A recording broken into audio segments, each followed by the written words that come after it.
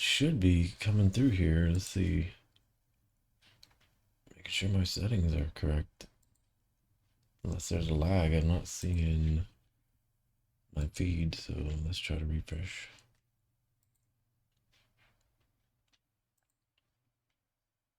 Okay, we're good. We're good. All right, doing the live stream thing here. And as you can see, I'm using, this is Adobe Express.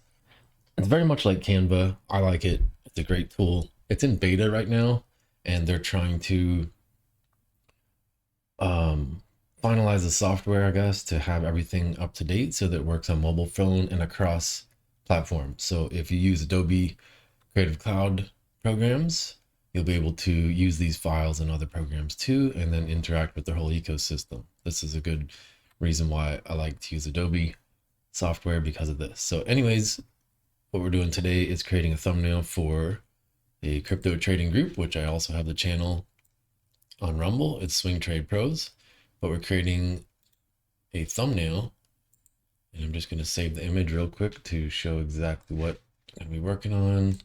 Just save it over here to our desktop in the right folder, and we'll get going. So let's see, this is going to be confused. Here you go. Okay. And as always, feel free to ask any question in the chat here. If you're watching this video live, feel free to ask me anything. I will respond to it. Or if you have a suggestion or comment, leave it in the comments after this video is done streaming, and I'll review it and get back to it. And so in this case, I'm trying to make a YouTube thumbnail, and it has generated this content with AI using the text that I typed in. So a lot of the idea here is just to save a lot of time by creating thumbnails and stuff like this that would take a long time to create manually, by doing it automatically. So the first thing I need to do here is go up and resize. I'll go up here and make this the correct size for a YouTube thumbnail as soon as I can see my screen refreshing to the right. There you go. Okay, now I can move around. So I'll go up here, click resize, and then YouTube thumbnail. The YouTube recommended thumbnail is going to be 1280 by 720 at the minimum. However, I do believe if you have the right aspect ratio, you could just type in 1920 1080. So that's going to be the minimum size, 1280 by 720. And you could oversize it to 1920 by 1080. It would still upload because it would just scale it down. So this is the minimum size, I believe. And if you wanted to, you could put 1920 by 1080 in here. It'll work just as well. Then I go down here and click resize, and then I was hoping it would scale that down. May have to double click on it and then let's see.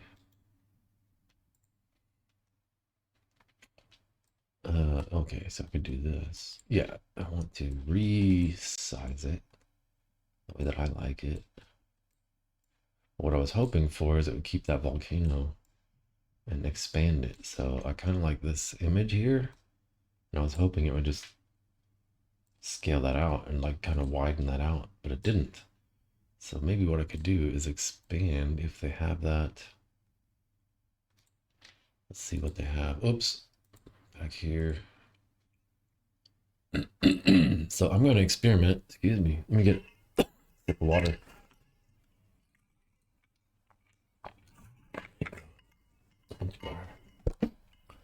Okay, what I'm trying to do here is I'll just click the image here.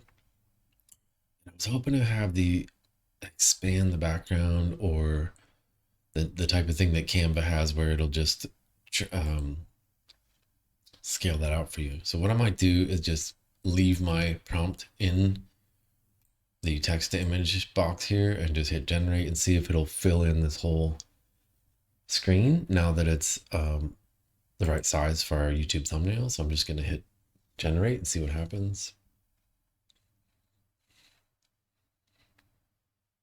Okay, so it's giving me some options here. That's kind of cool. Bitcoin volcano, boom. But what I might do, just delete that one and then try to do the text from scratch. So if I go here to, let's see, where would that be? Premium access. I have premium access. Your stuff. Let's see. Text to image. So this is one thing. Okay, there's one thing that I don't like about the interface is because when you jump around too much, you jump in and out of your projects. And so now I've gone back out to the home screen. So here's where I want to be right here. Now the difficult thing is I have the layout. Now how do I get the text to image? So the interface is a little confusing, but that's text. Those are text effects. Media. Here it is. So it's under the media tab. This is a little confusing to find, but it's over here. Media, text to image, click that. Now you want the widescreen aspect ratio. And now I'm going to type in my prompt what I had before. And it's going to be Bitcoin spewing out of a volcano.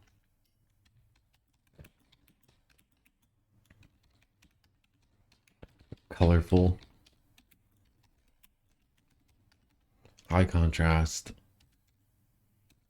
And detailed or something like this. And then you have the option to choose the style if you so choose, and I'll just hit generate here, see what comes up first. Give it a couple seconds. Come on, do it. Okay, that's pretty cool actually. I do like this one though, but the Bitcoin itself doesn't look great. So this one is pretty wild. I like this one. And now that it's in the right aspect ratio, you could scale that up and it'll resize to the right aspect ratio, or it's in the right aspect ratio. Now it's going to resize to the right pixel dimensions, fitting it on the screen here. I think that looks pretty cool. And as an eye-catching image on a thumbnail, you're familiar, you're watching this stuff on Rumble, YouTube. This is like window shopping. So you want to have something interesting for people to click on that's got a lot of color and something that's unique and different for people to click on it. And for example, don't call me a trader, but I'm going to go to YouTube real quick just to show you the home screen. Which one of these thumbnails would you click on? Just to prove a point, depending on what your niche you're interested in or what your topic is. Maybe you're looking for something specifically, but out of all these on the top right here, which would you choose? There's 10 of them to choose from. What interests you? And what can you look at quickly? Well, this one says, okay, this one you clearly know what the topic is right away without even clicking on it yet. Because of what it says right here, it's easy to comprehend compared to maybe the one next to it that doesn't really, well, you're not sure if you want to watch that one. Maybe there's no title, doesn't tell you what it's about. Maybe it's a music video. This one, you're not really sure what this one is too, right? This one has no text at all. So it's just something to keep in mind. And when you create these thumbnails, it's like window shopping. So you're getting people to view what your content is about based on how the thumbnail looks, and shop like window shopping. If you're in a store or something like this, what would you see in the window to bring you into that store? That's just how I look at it. Excuse me. Okay, back to the action here. Do this really quickly here. So going back to upload the image, and this is a popular thing people do, these stupid surprised reaction, and it's overdone. It's so overdone, and like I'm really tired of looking at them. But if it's done well and if it's done right, then it can be interesting. So this one's kind of funny, but these people with these fake phony over what do you call them, like surprised images that they just put of their face making some stupid expression to get you to look at it. It does work. Can't argue with the results, I guess. It does work. I'm not doing it, and I think it's ridiculous, but it proves the point that people look and respond to faces quicker than anything else, because evolutionary psychology, you're hardwired to look at faces and see if there's a fight or flight response. If somebody's happy or angry, you can tell that immediately based on the facial expression. That's why people do it. There's a psychology behind it.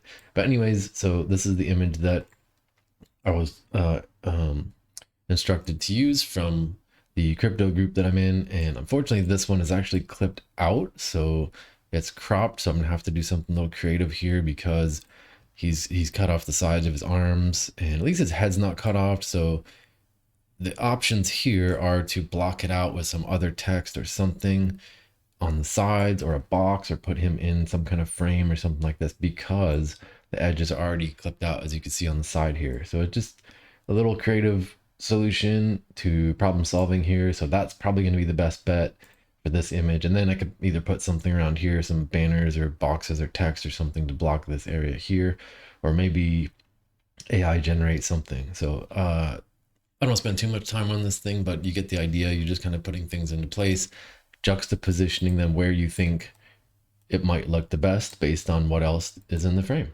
And that's pretty much it. Layout and design and typography is a lot of just moving stuff around until it looks good. So now we're going to work with some text here, and I'll just click the button up here. I'll zoom in for you. Right up here, add your text. Click that and it'll generate a text box, and then you can type in your topic. And so on this one specifically, the title for this one is going to be, let me just take a look at it real quick. It says the topic is Bitcoin bounced. Will the uptrend continue? Question mark. So I'm going to use that exact text. And this is for my client that has a crypto trading group, Swing Trade Pros. And I'll leave a link in the description if you're interested in that.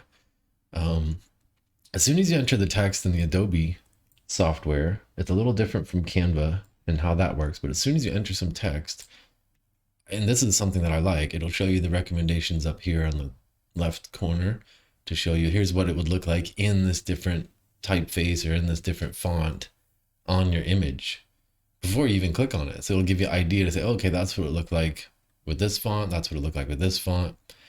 And you can just scroll through and keep going. So that's kind of neat if you don't know what fonts you're looking for. Otherwise, you could just type them in. I like lemon milk. I like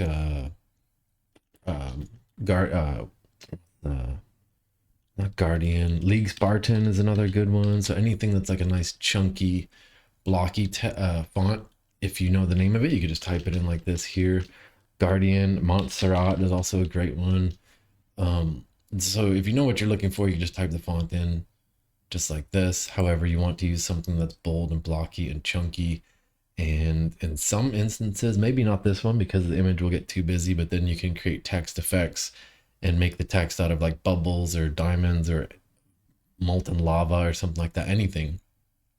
And that's one of the great things that Adobe has going for it, that Canva and no other AI platform really that I've seen has this feature here. And it's really fun to use, but I don't want to drag this thing on forever here. So I'm going to choose a bold and chunky font. Here's going to give me the ones that I use regularly. You can save some of these to favorites and add them to your library. It says right here, add fonts to your library to access them quickly. So you can make a favorites list. However, some of these ones, if I have in mind what it wants to look like, I usually like to use all caps and stick to just reading some of these. Like, so some of these are too busy. That one looks kind of cool if it were white. So if we would change that fill to white, perhaps that might look actually cool. Or maybe it looks kind of cheesy. That looks okay. Ultimately, because we have such a busy image, I want the text to be easily read. So maybe this isn't the best text to use because it has a texture and this other stuff going on here. But definitely want something that's like chunky, thick, easy to read because everything else is so busy. So I will change this to all caps. And one way to do that, you can select everything. And I believe there's a button here to do that. There should be, because I know there is one in Canva to do this for all caps, but if not, that's okay. I can just type it in. So bear with me here. Bitcoin bounced. Will the uptrend continue? So here, I'll just do all caps.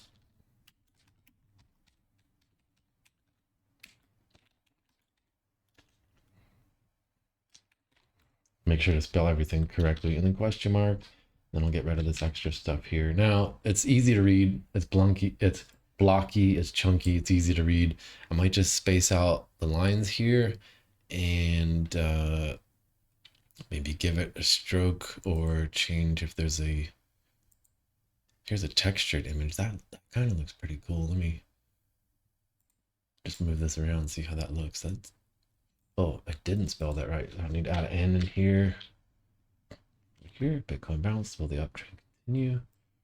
And just keep adjusting this. And then as far as typesetting, Canva has some different stuff going on here than Adobe does. The buttons are here for text spacing, and it brings up this dialog box, which will allow you to adjust the line height from one line to the next, so you can keep it close like this, overlapping, or spread it out right here. Pretty simple. And just, again, you use your eyeball and see what looks easy to read, what looks good to read. If I put it too far down here, does that make sense? Will people be able to read it easily? Probably not. So just adjust it to I. And the letter spacing, as you have guessed, spaces out the letters horizontally, the space between each letter. And if it doesn't give you the exact yield results that you want, you can go in here and space it yourself. And this is just based on what type of font it is, because some of these ones have the fonts close together just by default. So I think that looks pretty cool. And the only thing else that we need here, he's got the logo on the shirt, which is great. And the only thing that we want to put down here in the left corner is maybe a button that says live stream or something, because this is a live event where he goes over charts and real-time data. So what we want to do is go to the elements or media. Let's see, elements, and then search for design assets and just type in live or live stream or something like this, just to find a button. And again, Canva does this exceptionally well with their design assets. Adobe's been working on it. It's getting better. They do have the AI, so you can create any assets you want. Just pop in the text, exactly what you're looking for, and it'll make it. However, it looks like a lot of these ones are premium type. You have to have a pro plan or premium plan for something like this, but it's hard to compete with Canva. They've been doing it so well for so long. And then I just typed in live and it's showing me a bunch of animals. That doesn't make sense. But as far as design assets, I'm looking for a live button, live stream, and it's got this one, which is not great. And if I get rid of the word live, let's see what happens, button. So I could pop a button in there and add the words live stream to it, or just use some other text. And I was looking for a live button like Canva has. And this to me sometimes doesn't make any sense, is because I'll show you really quickly, is that sometimes if we go to our projects here, let's take another thumbnail example here, go to elements, and just by comparison, just to show you, Canva really knows what people are looking for, and they have done a great job organizing things and keeping things in the right area. So if we're looking for a button, watch what happens when we click button. They really have done a great job organizing these type of things to know what people are looking for based on the word button. Here's some videos you could use for subscribe buttons. Here's some effect images. Here's some graphics. There's probably some GIFs in here. Here's some audio. And you can see how different that is from the AI or from the Adobe one. So if I just type in live, and then here's what Canva is giving me compared to Adobe. You can see how everything is organized clearly. It's neatly arranged. What we're looking for is segmented under graphics, which are usually ping or transparent images, photos, which are high resolution and bitmap images. And then there's also videos and audio, just by typing in the word live. And you could see how many different buttons there are for live, right? So it's like they exactly know what people are looking for using this app and this platform, and what all this stuff is and why we're using it. And obviously they know that people are making thumbnails, creating content, doing stuff just like this. Hence there's a ton of stuff over here. Now, it doesn't make sense to me, at least not yet, when you type in button on the Adobe Express, and it only gives you this, and half of the stuff doesn't look like a button to me at all. And that's just weird to me, I guess. So as far as shapes, well, it didn't have anything for shapes. Background, we don't need backgrounds. Icons, maybe. it's closer, but this is like web icon. So this is all black and white. Maybe these are SVGs and super small images here. So anyway, I don't want to get off the topic too much, but my point is that some of the stuff Adobe does very well. And let's see what happens. This is if I search live stream. No, see, this is even worse. This is exactly what I'm saying. Is like maybe they're a little out of touch with what people are looking for a button for live stream. So anyway, my diatribe, I'm off my soapbox now, but you can see the point of why you would want to use some software over others. And sometimes I use them in conjunction because all I could do really is just go down here and add a new page and just delete the background. And I will use these buttons from Canva. So that one looks cool, streaming live. And then all I would do is just download this as a ping and just save it to that other right here. I'll just make it 1280-720 as a ping image, preserve the transparency. I'll make sure to choose this page in particular, which is page number 5. So I'll select that, and then I will just save it as a transparent ping image. And then I'll download that. Give it 1 second. And then I will put it in the spot that I'm working with this and just save it as a asset. So I'll just say this one is like a live streaming button. And then just save it and then upload it. I'm kind of hacking the system here. So now I have this one done in Adobe Express, and now I'll upload the one I just saved from Canva. It'd be great if I could drag and drop it, but it doesn't matter. So I'll just go over here to media and then click upload from device right here. And then I will just upload the one that I just saved, live streaming. And again, because we saved it as a transparency, where is it? There it is. We saved it as a transparent ping image. Once we hit open, it's transparent, so we can scale this thing down and the background will show through. So that's pretty much it. Let me just double check on if there's any questions in the live stream, if anybody's interested in, let's see, any comments, anything I need to answer here. No, all good. So that's pretty much it. And it's a simple way to use these programs to create your thumbnails. Some of the stuff is in beta, some of the stuff is free, some of the stuff is premium. So depending on what you're using it for, is it worth paying for? Well, maybe you could decide. It's definitely worth trying it out and experimenting and seeing if it makes your life easier based on the type of things that it can do and how much time it might save you. But I'll leave that up to you. And I think lastly, if I were to change this to yellow, now that I'm looking at it, if I change that to like a bold color, a bright yellow, perhaps, maybe that looks cool. And then give it an outline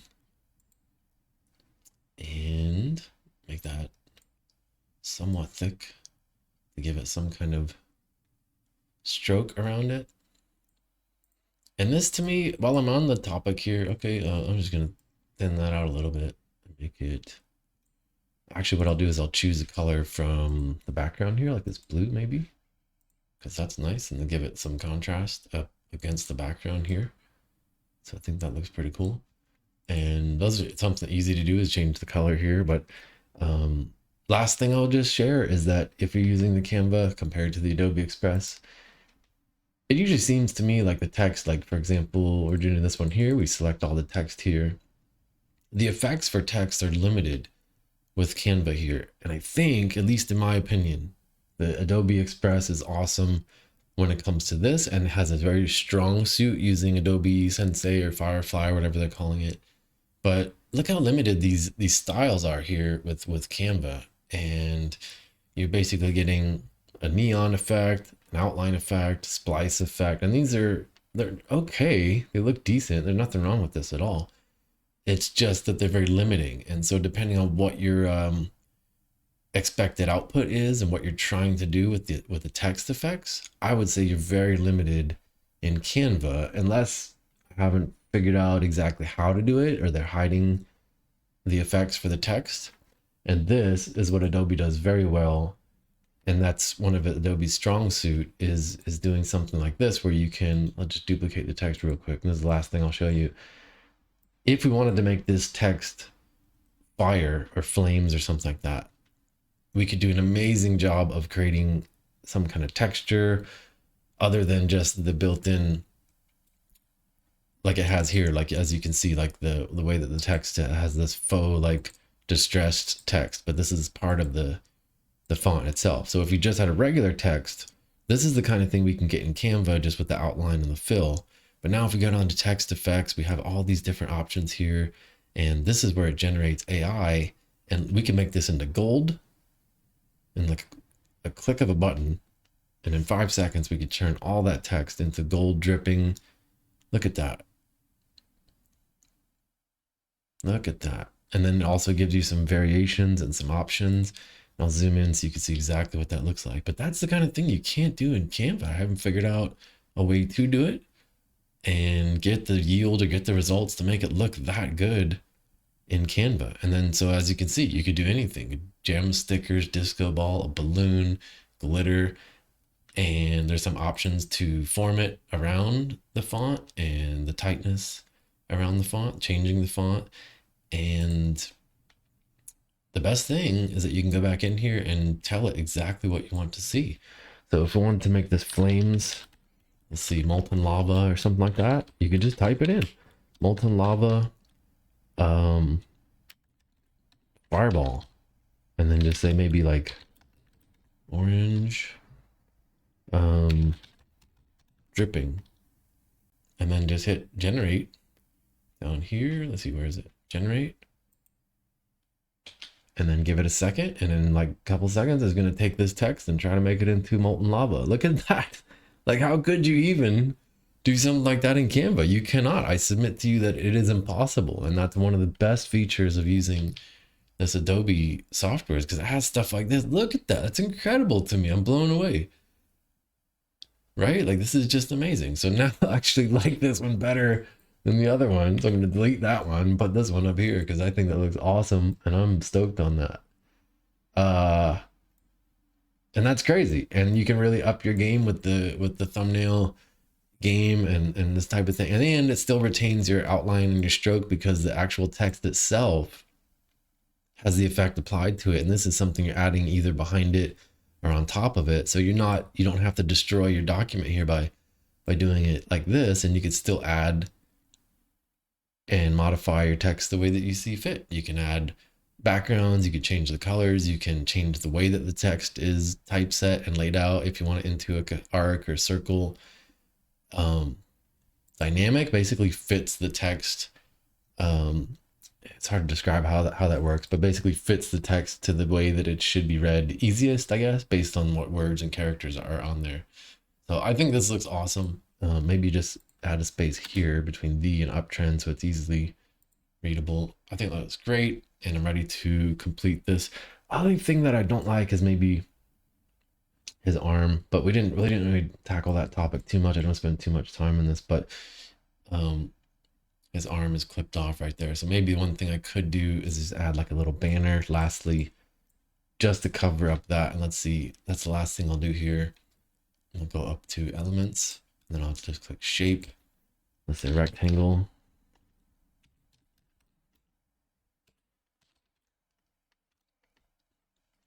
And go to shapes. I'll just add a rectangle in there. I don't know why it's purple, but the other thing is cool is the layers are over here. So you can just drag these layers. As you can see, it's popping in and out. You can just drag these layers around. My idea was just to either just block his arm out and have this on top of his image so you can't see how that image is clipped off. It's just really distracting, and it's kind of goofy looking, but the idea was that if you just had the banner down here and then maybe put like some text here or something, it would serve a purpose of having. I definitely want to change the color, so let's get rid of that and then use the eyedropper, choose some of this lava color. Boop. Something like that. Or maybe the orange would look good. Yellow. Let's see. What else we got? Orange from the flames over here. That's kind of cool. I'll do the fire yellow or whatever this is. This looks all right to me. And then I was just thinking, let's see, where can we put text here? Maybe I'll just put some text right down here. Because the only thing I was just trying to get rid of this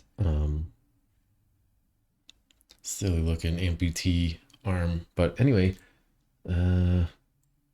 just thin that out a little bit. And then I was thinking, okay, what can we put right there that makes it useful? Because if we move that out of the way, that looks kind of dumb. But if we had this here, it was kind of hiding that arm, and it also serves a purpose behind this. And then I might just add some more text in there right here. It starts at 4 p.m. Eastern Standard Time. So at least that's some useful text. We could pop it in right there. Change the color to white maybe.